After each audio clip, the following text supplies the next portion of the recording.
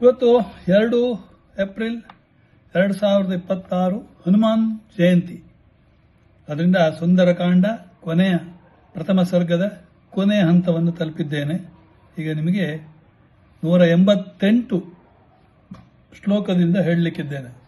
ಮೊದಲು ಹೇಳಿದ್ದೆಲ್ಲ ಅದು ಇದ್ದಕ್ಕಿದ್ದಂಗೆ ಮಧ್ಯದಲ್ಲಿ ಕೈ ಕೊಡ್ತು.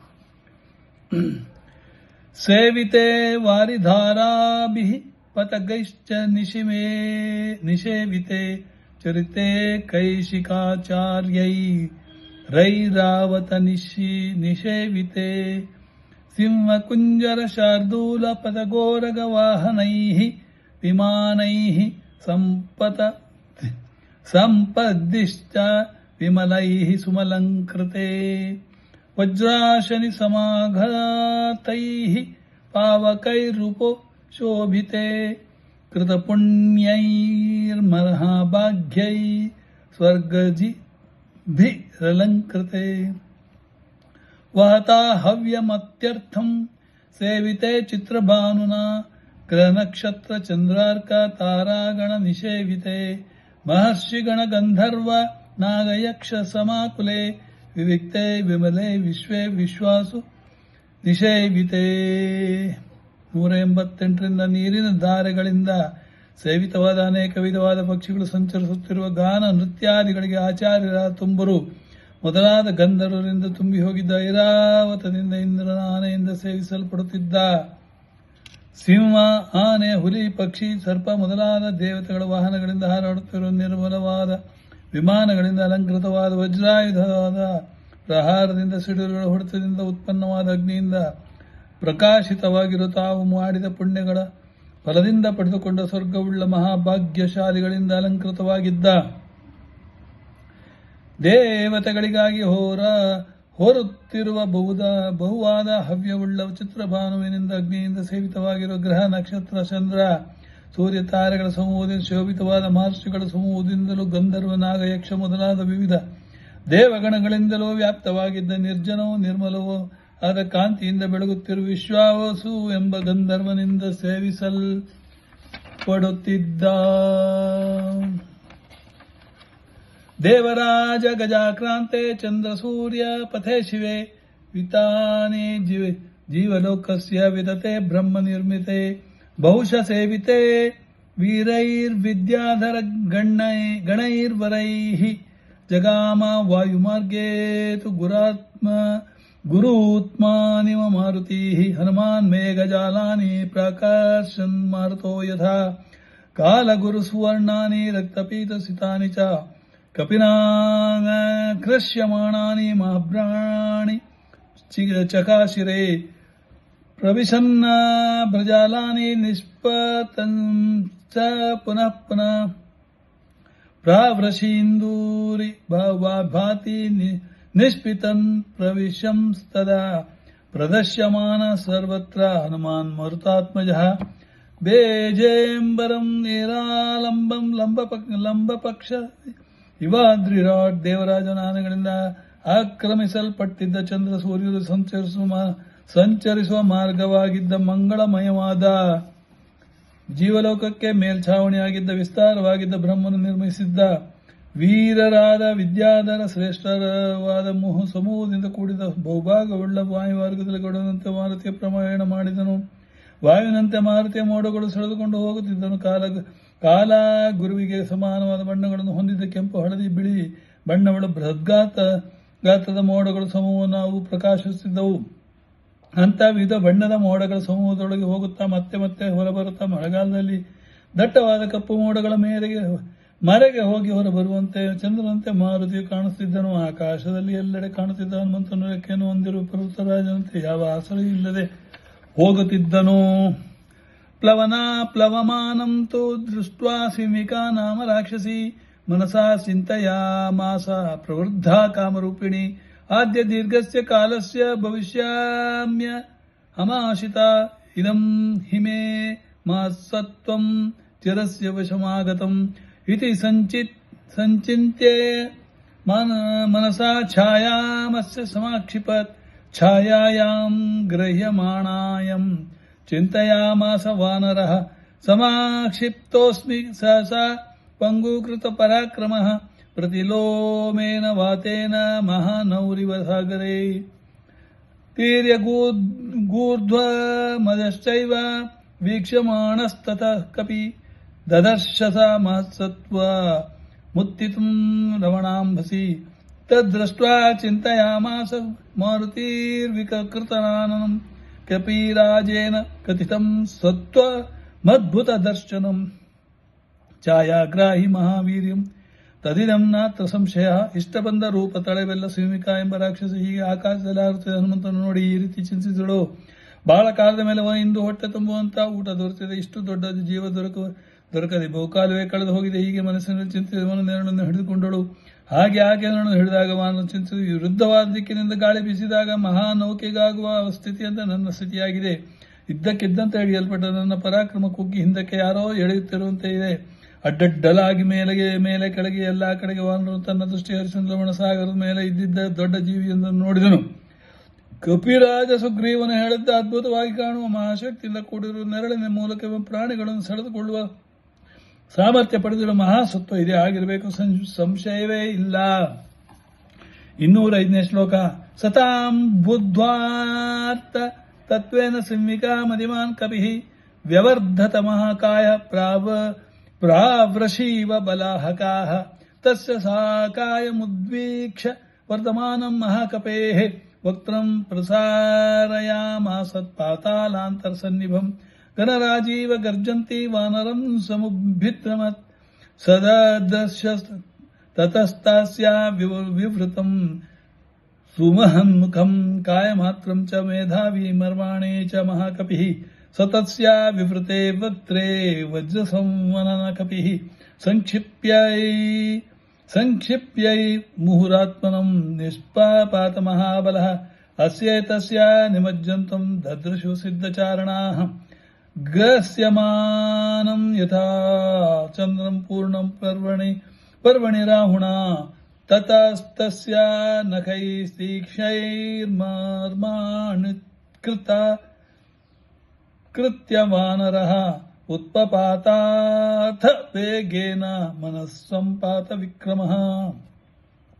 ಬುದ್ಧಿವಂತನಾದ ಹನುಮಂತನು ಹಿಂದೆ ಸುಗ್ರೀವನು ಹೇಳಿದುದನ್ನು ನೆನೆಸಿಕೊಂಡು ಛಾಯಾಗ್ರಾಹಿ ಸಿಂಹಿಕೆ ಎಂಬ ರಾಕ್ಷಸಿಗಳು ಎಂದು ನಿಶ್ಚಯಿಸಿ ಮಳೆಗಾಲದ ಮೋಡದಂತೆ ದೊಡ್ಡದಾಗಿ ಬೆಳೆದನು.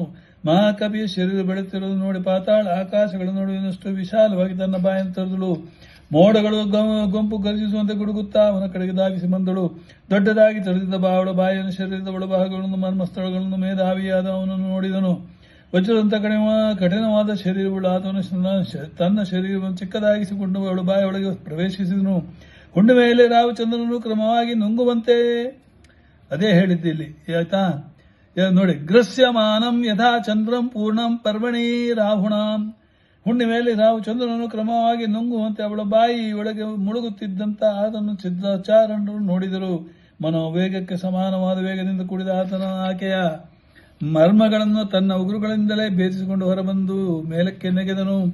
ತಾಂ ತು ದೃಷ್ಟ್ಯಾಚ ಧೃತ್ಯಾಚ ದಾಕ್ಷಿಣ್ಯೇನ ನಿಪಾತ್ಯಚ ಸಕಾಪಿ ಪ್ರವರೋ ವೇಗಾದ್ ವವೃಧೆ ಪುನರಾತ್ಮವಾನ್ ಹೃತ್ ಹೃತ್ ಹೃತ್ ಹೃತ್ ಹೃತ ಹೃತ್ ಸಾ ಹನುಮತ ಪಪಾತ ಲವಣಾಂಬಸಿ ಸ್ವಯಂಭುವೈವ ಹನುಮಾನ್ ಸೃಷ್ಟಸ್ತಸ್ಯ ನಿಪಾತನೆ ತಾಂ ಹತಾಂ ವಾನರೇಣಾಶು ಪತಿತಾಂ ವೀಕ್ಷ್ಯ ಸಿಂಹಿಕಾಂ ಭೂತಾನ್ಯಾಕಾಶಚಾರಿಣೇ ತಮೂಚು ಪ್ಲವಗರ್ಷಭಂ ಭೀಮಮದ್ಯ ಕೃತಂ ಕರ್ಮ ಮಹತ್ಸತ್ವಂ ತ್ವಯಾಂ ಹತಂ ಸಾಧಯಾರ್ಥಮಭಿಪ್ರೇತ ಮರಿಷ್ಟಂ ಪ್ಲವತಾಂ ವರಃ ಯಸ್ಯ ಶ್ವೇತಾನಿ ಚತ್ವಾರಿ ವಾನರೇಂದ್ರ ಯಥಾ ತವ ಧೃತಿರ್ದಷ್ಟಿರ್ಮತಿದ್ರಾಕ್ಷಂ